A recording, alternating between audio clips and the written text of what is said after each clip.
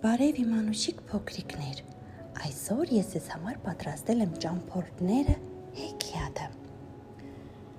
Աքլորը մի օր կտուրը բարձրացավ, որ աշխարհ տեսնի։ Վիզը ձգեց, երկարացրեց, բայց բան չտեսավ։ Դիմացի սարը խանգարում էր։ Քուչի աղբեր, կարելի է դու գիտենաս, են սարի ետեն ինչ կա, հարցրեց վերևից բակում պառկած շանը։ Ես էլ չգիտեմ, պատասխանեց Քուչին։ Հապա մինչև երբ պետք է այսպես մնանք, արի գնանք մի տեսնենք աշխարհում ինչ կա, ինչ չկա։ Շունն էլ համաձայնեց, խոսքը մինարին ու փախան։ Գնացին, իրիկունը հասան մի անտառ։ Գիշերը մնացին այնտեղ։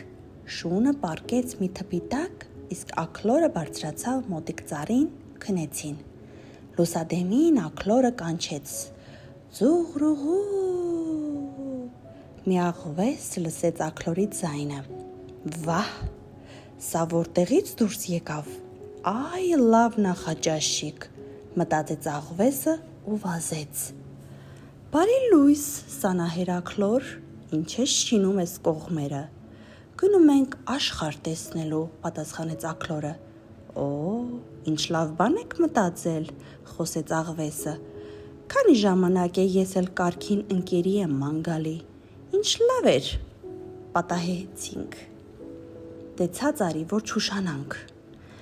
Ես համաձայն եմ, ասավ աքլորը։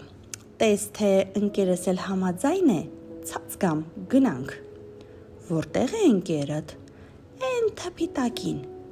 Սրա ընկերն էլ երևի իր նման մի աքլոր կլինի։ Էս էլ իմ ճաշը, մտածեց աղվեսը ու վազեց թփի կողմը։ Հանկարծ որ շունը դուրս եկավ, աղվեսը պուկ, փախավ, ոնց փախավ։ Կաց աղվես աղբեր, մի վազի, մենք էլ ենք գալի, այդպես ընկեր չի լինի, ծառի գլխից ձայն էր տալիս աքլորը։